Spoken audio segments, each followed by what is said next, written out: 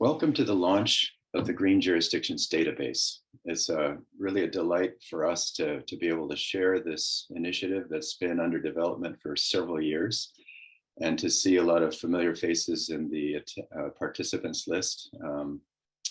And it is a time of COVID, so we wish we could be having this in person at someplace in a tropical forest nation. It is a very big year. 2021 is a major climate summit. It's a major food summit. It's a major biodiversity summit. Last week was the climate summit organized by the United States government, the Biden administration. Big announcements are getting made. Last week in particular, I think the LEAF initiative, $1 billion in mostly private sector funding for those jurisdictions, states, provinces, and nations that are making progress to forest-friendly development. And the focus of our webinar today is really on the ground, on the jurisdictions, the governments, and the other farm sectors, communities, civil society organizations that are on the front lines of the transition to forest-friendly development, to address deforestation, to address illegality, to address labor issues, and the other dimensions of sustainable development. And in that sense, it's been a particularly hard year. Many governments around the world are facing budget shortages. They've had to reprioritize and shift a lot of attention to the issue of public health in the face of COVID. Many people have left urban centers and gone back to their farms and fincas to really try to carve a living as employment opportunities have dried up. And despite that, and over the years, despite a lack of finance for subnational jurisdictions, despite a lack of partnerships for subnational jurisdictions, they've made tremendous progress in setting up the policies, programs, and getting real progress in slowing deforestation. Today, we're going to hear from Juan Ardilla, Earth Innovation scientist who leads our geospatial program. He is based in Finland, and he's been at the front of this database and much of the research that we do to understand low emission development and forest friendly development. We will then hear from two practitioners, the Secretary of Environment from Mato Grosso in a taped interview, and the Secretary of Environment and Agriculture from the Department of Caquetá in Colombia. And then we'll open it up for questions. My colleague, Maria Adelaida, will introduce the Secretary from Caquetá. And we look forward to a rich session. I should say, before I turn over to Juan, that I'm just so struck by how important, reliable, accessible, timely information is. Without it, it's very hard for programs to move forward. If you don't know how you're doing on a number of different issues, if you don't know what you have to offer to partners in the way of commodities, agricultural products, forest products, it's very, very difficult to get the partnerships you need. And we found that in many cases, even though there's a lot of information available, the decision makers don't have access to it. It's fragmented and it's difficult to visualize. And so let me turn it over to Juan Ardilla, who will explain the Green Jurisdictions Database. Juan. Right. Thank you, Dan. Can you hear me well? Right. Thank you for your introduction. Hello, everyone. We are super excited to be launching today the Green Jurisdictions Database. As Dan just put it just now, this is EII's contribution to support knowledge and development of states and regions in the tropics. The website is up and running so that everyone can go online and can access through the URL that you see on the screen. That is greenjurisdictions.org. The website is available in English and mostly translated into Spanish and Portuguese. It is all functional, and with this EII sharing a project that, as Dan mentioned, goes back a few years of work and partnerships with tropical regions and many great actors in the tropics. So I will provide a few highlights of the platform, and then I will move on to a live demo So just to give you a taste of what you will find, and I really encourage you to visit the platform. So my job is just to trigger your curiosity here. So as you can tell from the name of the platform or the database covers the forest regions of the tropics. The platform aims to provide the best information for subnational regions in tropical places. And this is how today we cover 1/3 of the world's tropical forest. And by 2022, we estimate that we will reach half of the world tropical forest. If you look at the map, you can mainly find information about the Amazon basin. So this includes the countries or the subnational regions of Brazil, Colombia, Peru, and Ecuador. Further to the north, we have the tropical states of Mexico, and in Asia, we have Indonesia, with a few countries coming up well. I can already announce a few countries that we plan to add to the database, to the platform. So we will aim to focus on the entire Amazon region. So that's Guyana and Bolivia to start with, and a couple of places in Southeast Asia. Then to give you an idea of the spatial detail of the information available that we are talking about here, then first we start with the first order jurisdictional division. So we are talking about states and provinces. And if you want to focus a little bit more and zoom in into those regions, then you have the image that you see on the right. And those are the municipalities and districts, depending on the country we are talking about. That will be the equivalent of counties in the US. And what you see on the slide is example of Mato Grosso. So I mentioned that the database will facilitate knowledge and partnerships with forest regions. And to achieve this, EII is offering better and comprehensive understanding of tropical regions through key metrics. I have listed here in the slide a few of them. So we provide information on forests and carbon stocks. So that's super important, as well as the associated indicators or metrics on deforestation, deforestation rate, deforestation percentage, and associated emissions from deforestation or from forest loss. But I mentioned that this is a comprehensive understanding that we bring to the table today. So it's not only about the forest, this is critical, but we also offer information on livestock, poultry and fish, so animal farming, crops, super important to understand what is the capacity of these regions in terms of harvested area, in terms of agricultural productivity and agricultural production. And social indicators such as child mortality, education rate, income, and poverty rates in those regions.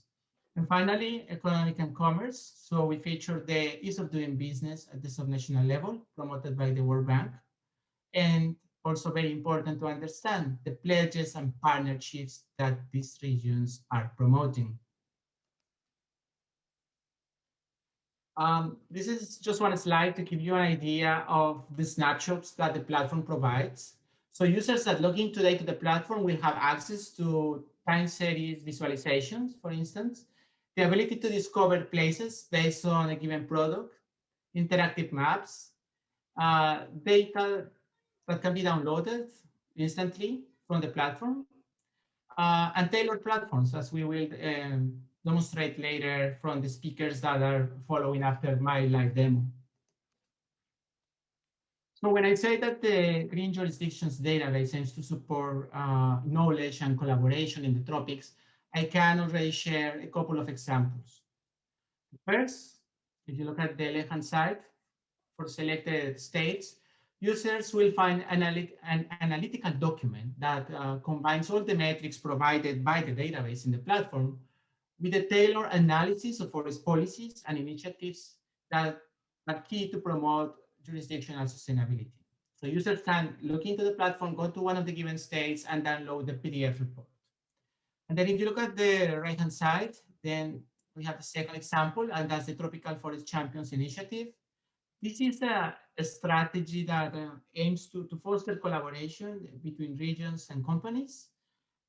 We already have about 10 Forest Champions members. So please reach out to them for more information on this initiative. It's a very interesting example of how the platform can, through knowledge, promote these initiatives. And then we will have, as Dan announced, a session for questions, but let me already share that the information that we are sharing in the platform comes from accurate, consistent, and sustainable sources of data. We have a few logos here in the slide. The data comes from official and recognized national and subnational sources, from like statistical offices, Ministry of Environment, Ministry of Forestry, and in general, the partners that you see on the slide.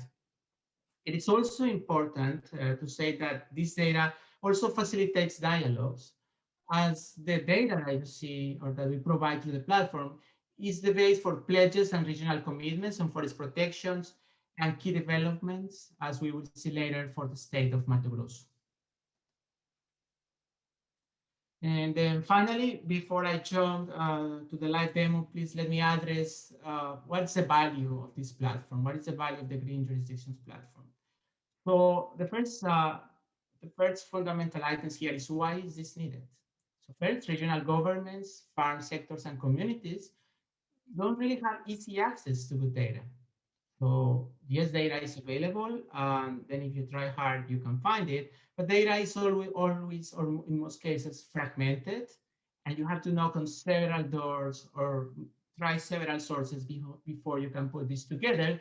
Not even to talk about before you can visualize and come to understand a region in a better way. Investors and buyers also need reliable information and production for its conservation and risk. Very often, international dialogues are powered by global data sources. However, those global data sources reach global coverage at the expense of accuracy, at the expense of local consistency. And that's what we try to provide here with this subnational information. And finally, forest carbon credit buyers need reliable data to identify investment opportunities, something that is very important now on the agenda. All right, so let me jump to a live demo. So I hope this goes well. So this is the platform already. This is the Green Jurisdictions database that you can find through the domain that I explained. When you go here, you have basically functionality to explore jurisdictions or functionality to explore products. You will find this tropical snapshot that basically gives you all the jurisdictions, and you can come here and say, okay, give me the forest area. Then you can identify what is the forest area in square kilometers, plenty of indicators. Of course, I cannot go through all of them, but I can also say that I want to see, for example, rice production. And then I can get this query and identify, of course, Indonesia is a giant when it comes to rice. But you can search by any of the crops that you have there. So we have more than 50 crops, as I said before, not only the most important ones or the most notable ones like rice, soy, palm, cocoa, or coffee, but also interesting ones like agave or chiles or ginger, which is also very interesting to visualize. Then you can go straight to the Jurisdictional Sustainability Hub. Over there, you will find metrics, profiles, maps, and partners. I could go, for example, directly with just one click. I can come to understand what's happening in the province or department of San Martin in Peru. And then I will be able to see this jurisdictional metrics profile. So users can navigate through tabs here. I already described a little bit what you can find. So you have the overview. And if we jump, for instance, to the environment page of San Martin, now in San Martin, I can see the original forest area, current forest area. I can see the map of deforestation and forest coverage in the state. And of course, the very critical indicators of yearly deforestation. As you see here, San Martin is doing well. And you can also see the subnational forest reference level, which is also very interesting to understand the progress of the state. I will not go into CO2 emissions. I know that there is a lot of interest. I leave that to you for you to explore later. If we consider agriculture, then we can understand in a quick snapshot what are the main products or agricultural products of the state if we go by production. So that's visualized there in a very attractive way. Users can download data, so the icons are there or the functionality is there for each plot to download data. This is a very interesting one. So I say that users have time series to information. So for example, here, if we keep talking about San Martin, the users can understand since 2000 or 1999, what has been the trend, for example, in agricultural area or agricultural productivity. Here we can understand how San Martin has been increasing so rapidly on rice harvested area, but also in coffee growing area, a little bit going down in maize, but also increasing in cacao, one of the leading lines of production when it comes to sustainable agriculture in San Martin. So interactive plots like that, that's just to demonstrate one of the time series. Animal farming, so cattle herd size, cattle meat production, it's all available in the platform. And then I mentioned that the platform not only gives access to the first order jurisdictional level, but also second order. So here you can come and understand, for example, that Moyobamba is the district in San Martin that is responsible for the largest share of rice production, together with the municipality or the district of Bajo Biabo. And finally, before I turn it back to Dan, users can come and explore interactive maps, the land cover map of Peru, and then you could go straight to San Martin and understand more what's happening there. So you have all the states available, and you can visualize forest and deforestation. You can access satellite images, the base layer from Google, understand how deforestation has increased over the last years, and do some queries that I will not take the time to demonstrate here, but you can query and do some sort of basic spatial analysis on the platform. So that's a quick snapshot or a quick view. I hope that it triggers your curiosity and it really takes you to visit greenjurisdictions.org.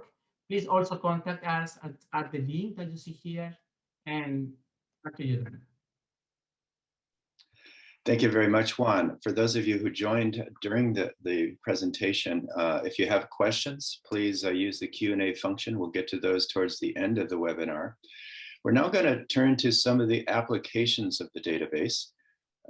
In 2000, the first will be the state of Mato Grosso, an agricultural giant, Brazil's biggest agricultural producing state, and Brazil itself, an agriculture superpower. In 2000, just a very quick history before we turn it over to the video of Secretary Maureen Lazzaretti, the Secretary of Environment. In 2009, at the Conference of the Parties of the UNFCCC in Copenhagen, Governor Blido Maggi announced that Mato Grosso would reduce deforestation 89% by 2020. By 2012, that target was almost reached, 88%. An 88% reduction in deforestation. And that reduction has been largely maintained, and now it's going lower, as we'll hear from the Secretary. In 2012, Mato Grosso completed and voted into law its REDD system, REDD system, for providing incentives to emissions reductions. In 2015, an idea arose. Governor Pedro Takis decided to present at the Paris COP a strategy for moving the entire state towards sustainable development, something that came to be known over the next few months as the Produce, Conserve, Include strategy. It includes time-bound targets for lowering deforestation, for increasing production and productivity, for helping connect smallholders to markets, and more recently, a very robust indigenous peoples strategy that has involved consultation with the 45 tribes of that state. In 2017, the state signed a contract with the governments of Germany and the United Kingdom for a results-based payment program under the REDD for Early Movers system. And that money is flowing now. And it was possible, that contract was signed in large part because of these earlier interventions. the red law for the state, and the PCI strategy.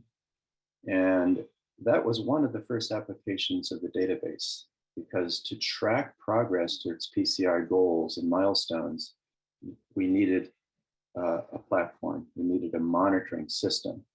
And the database was used to come up with and tailor make what is called the PCImonitor.org platform. You can see some of the information that's available in the platform. I believe there's also a dashboard type, so you can actually see for the individual targets, how are we doing? What percentage of the way has the state made towards that particular target? This is an incredibly ambitious strategy. If successful, it would keep about 4 billion tons of CO2 in trees and out of the atmosphere. And as I said earlier, that progress is being made. We're going to now turn it over to Secretary Maureen Lazzaretti. We've got a longer interview that she gave on our website, if you'd like to hear a fuller explanation of how she and her team, but also the full government of Governor Mauro Mendes, have used data, have used really law enforcement to bring down illegal deforestation, but also making it easier to comply with the law. So let's hear a few words from Secretary Maureen Lazzaretti.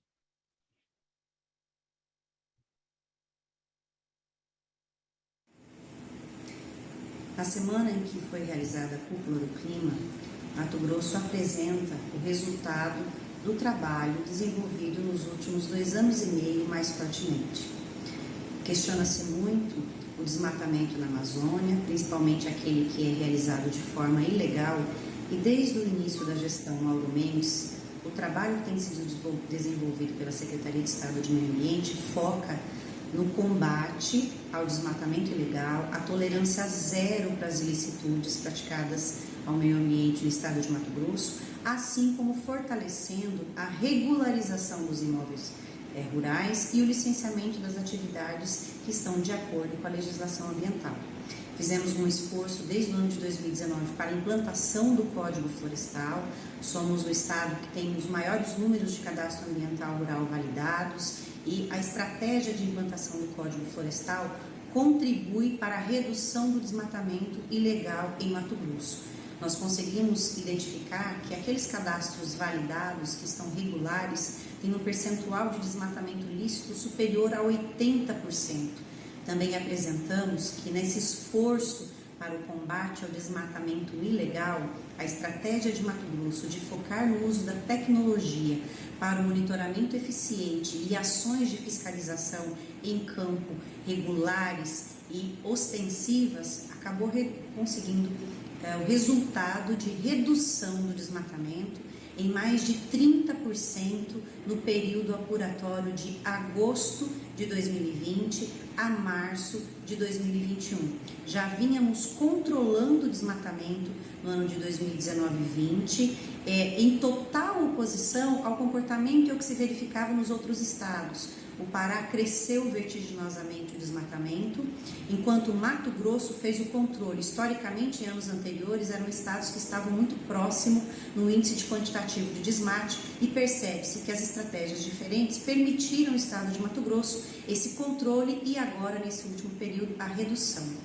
É possível demonstrar que o desenvolvimento sustentável, a conservação dos recursos naturais e uma produção dentro da legalidade são capazes de colocar Mato Grosso dentro daqueles estados com maior percentual de conservação, implantação do Código Florestal, controle e combate ao desmatamento ilegal. É possível com estratégia, com investimento em tecnologia e também na estrutura administrativa de suporte para fiscalização e para regularização ambiental, crescer, desenvolver de forma sustentável, respeitando a legislação.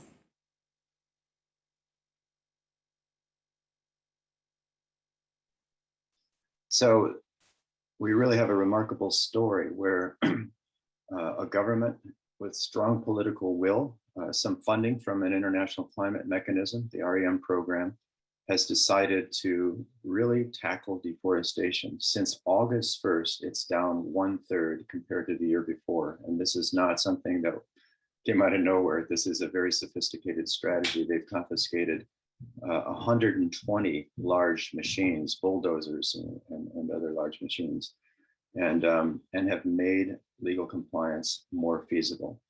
I neglected to say that Secretary Maureen is the president of the Governors and Climate Forest Task Force member states in Brazil. All Amazon states are members of the GCF. She's also the president of Brazil's Secretaries of Environment Association across the entire nation. So she's one of these frontline leaders who's really making a difference on the ground. We'd now like to pivot to Colombia. Colombia is an amazingly rich story as with a peace agreement and moving into post-conflict mode, but ongoing unrest and conflict. I'd like to turn it over to my colleague, the leader of EII's program in Colombia, Maria Adelaida, to introduce the next video. Thank you so much, Dan, for the introduction and for the invitation to this Green Jurisdiction Database launch. I think this is a very important milestone for EII and for all the tropical jurisdictions that we work with around the world, including Caquetá. For Caquetá, this database is at the center of its commitments for sustainable development. It's something that we've been using to support the planning on this long-term vision of development that the jurisdiction has built with all the actors in the territory. The territory has great environmental challenges, including deforestation and the expansion of sustainable economic opportunities. But with the support of several actors, it has now a very clear long-term vision of the development it wants to implement in its territory. Not only to reduce deforestation and carbon emissions, but also to increasing the well-being of their communities. And good data at the jurisdictional level is key for keeping track of progress and for showcasing that progress to the world. And the data from the Green Jurisdictions Database informs and updates the milestone and key indicators that we have built into the Caquetá Sustentable platform that we are presenting now. For example, in its economic and productive opportunities, and for keeping track of agroforestry systems and restoration.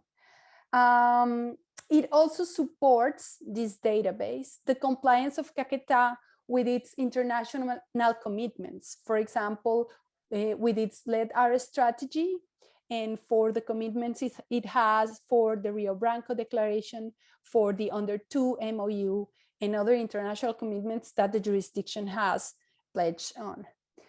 Finally, I would like to welcome you to present to you a video from John Frederick Criollo. He is the Caquetá Secretary of Agriculture and Environment, and in his own words, he's gonna talk to you about the importance of both the Green Jurisdictions Database and the Caquetá Sustentable platform. Thank you.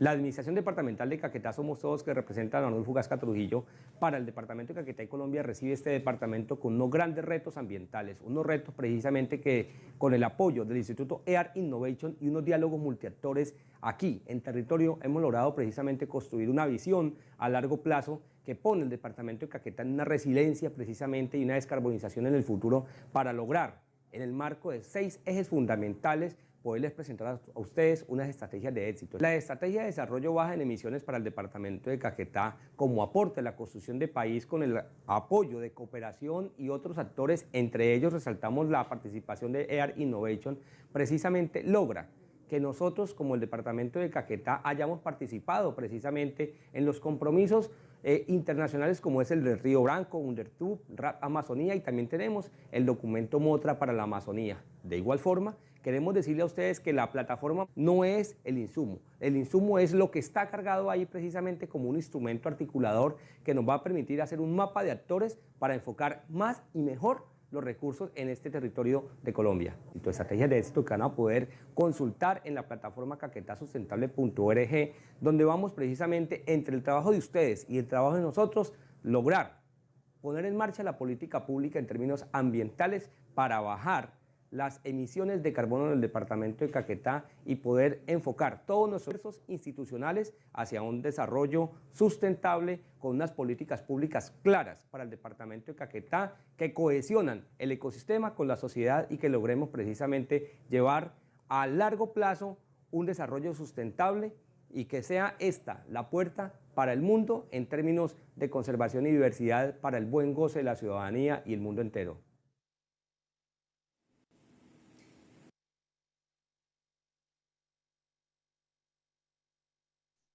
So now we've heard for two of the applications of the from government officials from two of the jurisdictions where there's been tailor-made applications of the Green Jurisdictions database. We've got now is our time to open it up for questions and answers. I'd like to begin with two questions for Juan.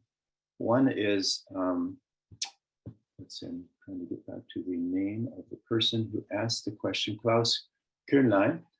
Why are there currently no jurisdictions in Africa in the database? Is the jurisdictional approach not popular in Africa, or are the jurisdictions just not ready for it?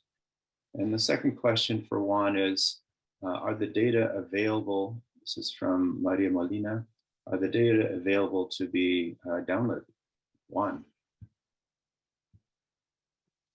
Yes, thank you for the questions. Very interesting. Yes, there is data for Africa. However, it's limited data. So we have right now 3 jurisdictions: Belierka Valley in Ivory Coast and Cross River, the state of Cross River in Nigeria. However, I have to say that tropical countries have progressed rapidly and very quickly over the last 20 years in terms of data provision, data gathering, and documenting what happens with forests and agriculture, as well as social indicators. However, Africa is lagging a little bit behind. We have seen that from academic sources, and it's also our experience.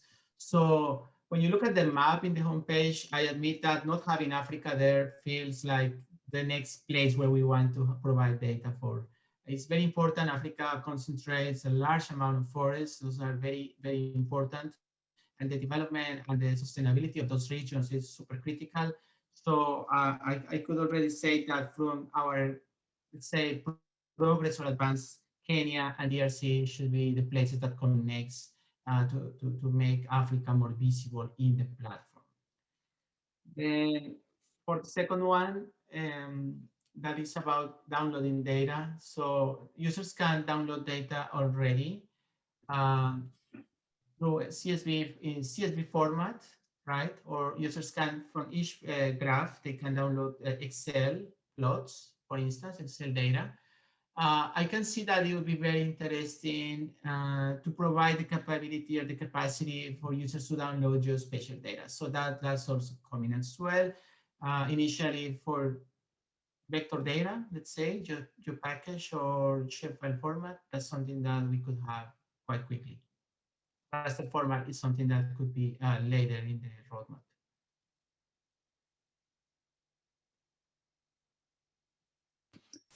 Thank you, Juan. You know, some people might wonder how these tailor-made platforms arise, and they really respond to invitations from a region.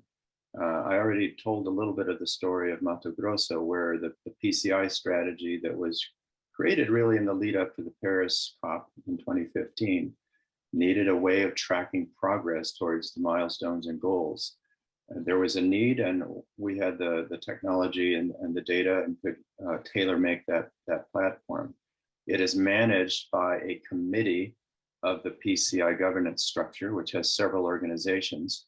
So the role is really to support a multi-stakeholder process and governance structure that is moving forward this entire strategy.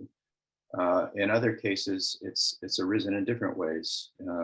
Acre was, the state of Acre was interested, for example, in really a way of calling attention to some of its new enterprises. For example, Peixe da Amazônia, a very large aquaculture endeavor that was looking for investors, looking for buyers, and that and several other products, such as those coming out of Corporate Acre, can be seen on Acre's Produce Protect platform, Acre PPP. So I do want to make the point that if you are a practitioner, have a jurisdictional initiative, are supporting a government, and you think that a tailor-made platform like this would be helpful, please get in contact with us, and we can discuss how to move that forward. I was really struck in the Acre process by how creating the platform was itself a multi-stakeholder process that really pushed the whole issue of what are the targets, what are the quantitative milestones that the state wanted to take on to put into that platform. So we are taking questions now, and we have a question from Marcelo Guevara. Congratulations, can you please tell me when will data for the Bolivian Amazon be available? Maybe I can take that one then. Juan, yes, sorry. Yes, Marcelo, thanks for your question. The data is ready and has been ready for already a couple of months. The challenge here is that when we make data available, so basically we publish an entire jurisdiction. So we are bringing all the Amazon jurisdictions that we have in Bolivia to the platform, and then we have to provide this comprehensive view. So that is not only, for example, deforestation that we need to publish, but also socio-economic and agricultural indicators. So that's the bit that is missing. That's the part that we are working on right now. Forest information that's ready, but we are working on the rest of the indicators. To keep it short and to really answer your question, I will say by the end of Q2, you will be able to see the Bolivian jurisdictions in the platform. And Juan, while I've got you, another question from Carlos Aragon. Carlos Aragon leads the secretariats for the Governance Climate Forest Task Force in Brazil. I saw in one slide that the database has flexibility to include specific demands. Can you elaborate a little bit more on that? Yes, and that is a very good question, Carlos. Thank you. We have been let's say partnering with local actors, and when we talk to local governments and when we talk to local producers about the database and about this kind of subnational platform at the global level, we understood that each region has its own interests. So when we presented this alpha version of the platform in Mexico, we understood that water is super critical in Mexico, and there was a clear need to bring water to the platform, for instance. That's something that is in the pipe.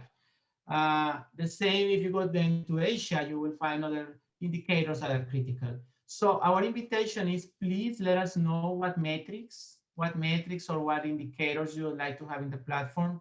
We always try to go for official data because we know that facilitates sustainability, that facilitates dialogues as well. So our first option will always be to provide you with the best of national official data there is. If not, because that's not always the case, if it is not available, then we have to use more of a scientific, let's say, resources or monitoring systems to be able to provide that. And when it comes to jurisdictions, please also let us know. Let us know what are the jurisdictions that you would like to be featured in the database? What are those regions that are doing well, or regions that want to, be visible, because this is really bringing visibility to the tropics. So please do let us know. We have in the info button of the platform a section where you can contact us. That will come to us, and we will for sure respond all your questions. Thank you, Juan. From Diego Salazar, Maria Adelaida, could you explain in Caquetá what methodologies or inputs were used to prioritize restoration areas? Yes, I already answered Diego like on the Q&A, but I can speak a little bit more about that. The process in Caquetá has been a very multi-actor process, and actually we've been working very closely with many organizations on the ground. For the topic of restoration, for us, the key input is SINCHI, which is the research institute for the Amazon region in Colombia. They have a very thorough and very complete analysis of restoration needs for Caquetá. And they also did the Plan Integral de Gestión de Cambio Climático, is this policy document and how climate change adaptation must be implemented in Caquetá to face the adaptation challenges that the region is going to have. And restoration is a key aspect of that adaptation plan. So with both sources of information, like the maps and the analysis that SINCHI did for restoration of ecosystems in Caquetá department, and also this plan for climate change adaptation, both are like the key information used for prioritizing the areas where restoration must happen in the department. And Maria Adelaida, could you take one more question from our dear friend Maria De Giano? Can you talk a bit more about the co-design and participatory aspects of the platform in terms of defining what to measure, how often, how is this different from other monitoring initiatives? And perhaps after Maria Adelaida responds, perhaps Juan, you could say a few words about what the process was like in Acre. Okay, yeah, well, this monitoring, this platform is part, or at least started from the need to have this, something that on EII we call the performance system for the low emissions rural development that we design with the actors on each jurisdiction we work with. So the performance system is like the basic components that need to work together at the jurisdictional level to be able to not only to define and to decide with the actors what is this goal, the vision of development that they want to build together for the territory, but also the components that will help finance that vision, its implementation, and to monitor. So it's very important for us to have the vision, but to have very clear goals and indicators to be able to see if we are really advancing towards that vision. So the monitoring system in this performance system is very important. And at the beginning, we were thinking that we will be going to build together was this monitoring system. But with the actors, and we work with a specific actor, like a very specific group, which is the subnode of climate change, the regional subnode of climate change in Caquetá. That regional subnode and the actors that were there, they decided they want to do something more with this monitoring system. We wanted to build as a Caquetá Sustentable platform, because they not only wanted to monitor how we were doing in terms of this milestone and these key indicators of the LEDAR strategy, but they wanted to include other things on the platform. For example, the actors. They wanted to have like a map of actors in the region and where they were working and what they were doing. The other thing they wanted to have was this knowledge like library, a place online that we will be able to get together a lot of information that it's being done for Caquetá. And they wanted to have one place where they could find quickly a lot of information that it's already there, but given that it's scattered around, it's very difficult to have it and to find it quickly. So we have this database, the knowledge database in there. The other thing they wanted to show was like these big economic opportunities and like champions of sustainable development in Caquetá. So we have something that's called La Ruta del Queso, which is a very interesting process and project that has been expanding sustainable cattle ranching in Caquetá and the production of cheese from sustainable farms that are committed with zero deforestation in their land.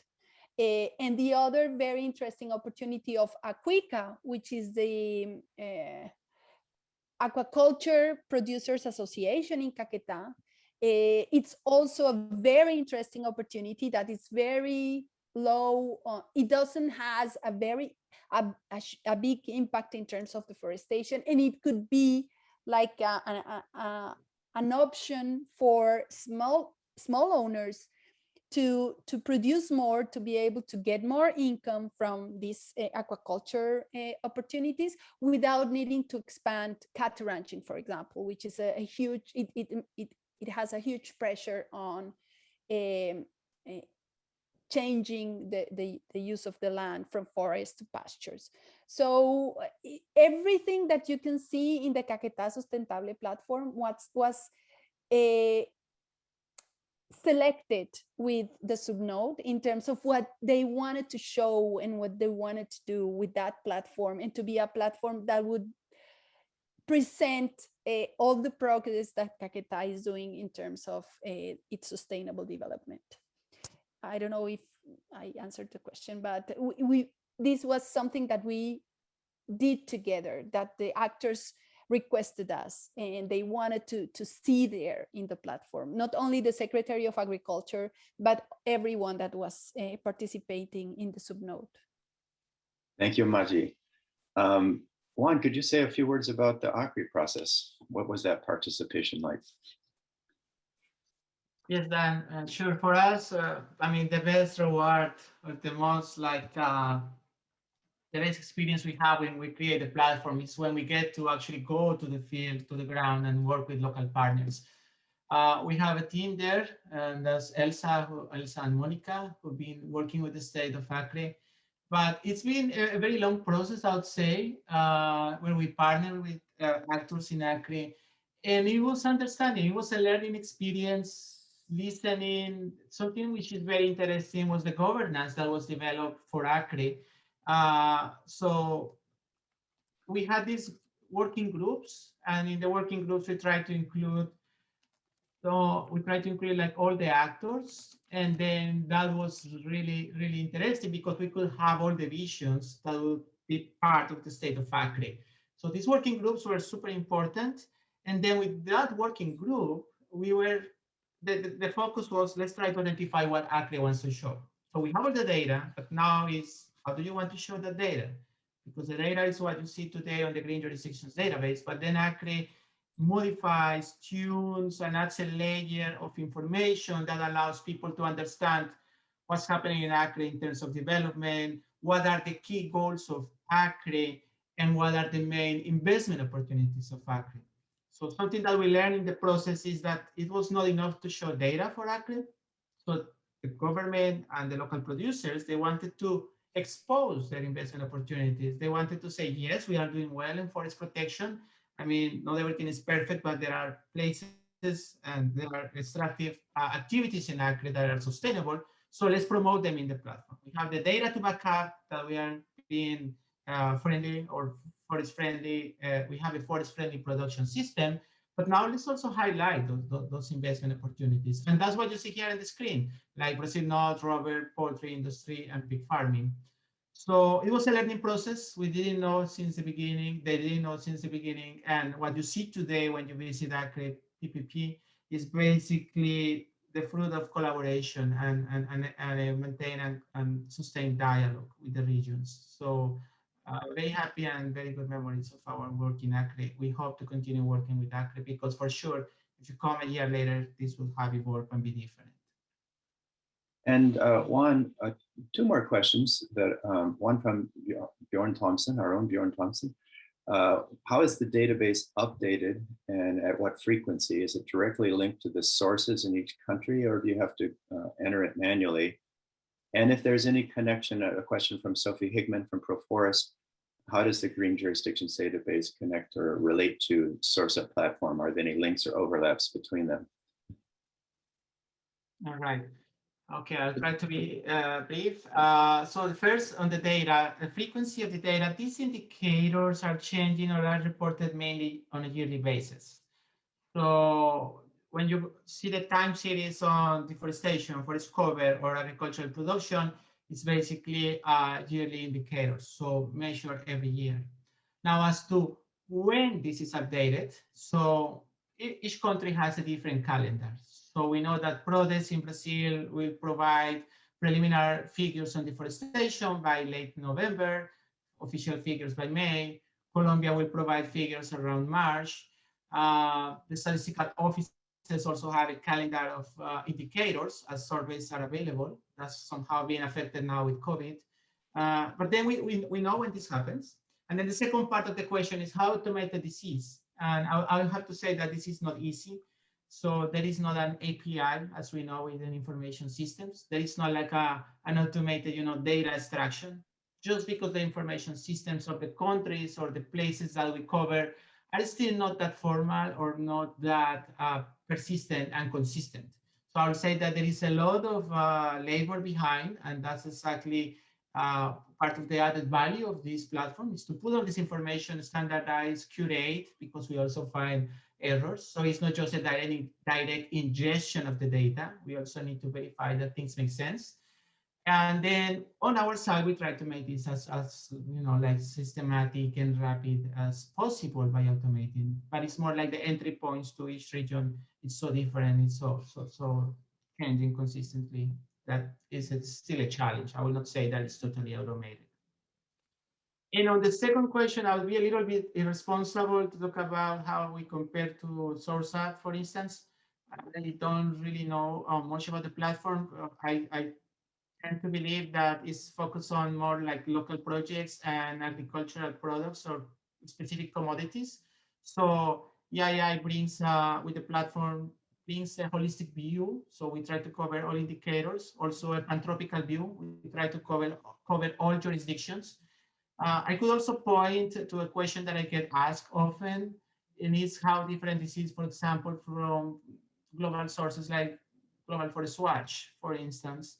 And then I said briefly in the presentation that Global Forest Watch is a global view of forest laws, or this, I'm corrected, that forest, tree laws. So 3 laws on a yearly basis is reported.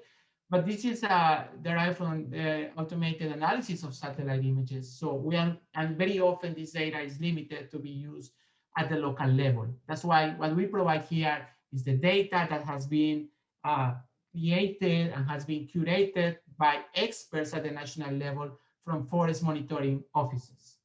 At the same time, you could also establish a parallel to FAO-Stats that produces global data on agriculture and agricultural output.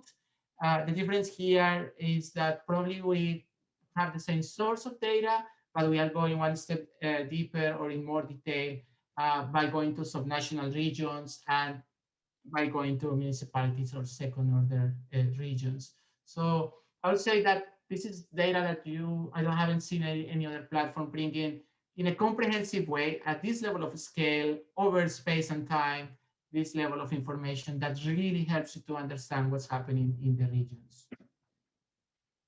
Thank you, Juan. And we're almost at our time limit, so we'll field one last question from Marius von Essen. Congratulations on the launch. Thanks for the presentation. With the recent launch of the LEAF Coalition, I was wondering if there are any plans to include information on ArcTree's verified emissions reductions. So many of you probably know that the LEAF initiative was launched last Friday. It involves private sector commitments to buy jurisdictional red credits that are verified through ArcTrees. ArcTrees is an architecture for red transactions and the standard that is supported by a non-governmental organization called Emergent. And this is a question we're deeply involved with. Right now, we're supporting 3 states in the Brazilian Amazon that are interested in selling ArcTrees verified credits. Mato Grosso, where that work is in collaboration with IDH, Tocantins and Acre. Their response to the LEAF initiatives was very interesting, I should say. In Peru too, there is a possibility of a large-scale ArcTrees transaction. Now, whether or not this will come into the platform or how, that's something we're discussing right now. A lot of the information that is needed to qualify for ArcTrees transactions is in the database and is in some of the other reports, like the State of Jurisdictional Sustainable Report and the profiles that go along with those. And so we like to see the database and these other assessment tools as ways of supporting jurisdictions. And that is really at the heart of the Tropical Forest Champions Initiative, where right now we're preparing to engage with champions just to understand, hear from these jurisdictions how you would like to proceed in bringing value to your emissions reductions achieved within your jurisdiction. ArcTrees is one of the pathways. It's an exciting new pathway, but there are other pathways as well. I'm afraid we are at time. I'd like to thank all of you for joining the webinar. We're really excited to go public with this database. It's been growing over the years. As I said earlier, if you have a particular interest in seeing a tailor-made application of the database or have queries about the data, right there you can see how to get in touch with us. Feel free as well to reach out to us on our individual emails, of course. And that brings to a close the webinar, Launching the Green Jurisdictions Database. Thank you all for your participation, for great questions. Thank you to the panelists. And indirectly, we thank Secretary Maureen and Secretary John from Mato Grosso and Caquetá. Goodbye, everyone.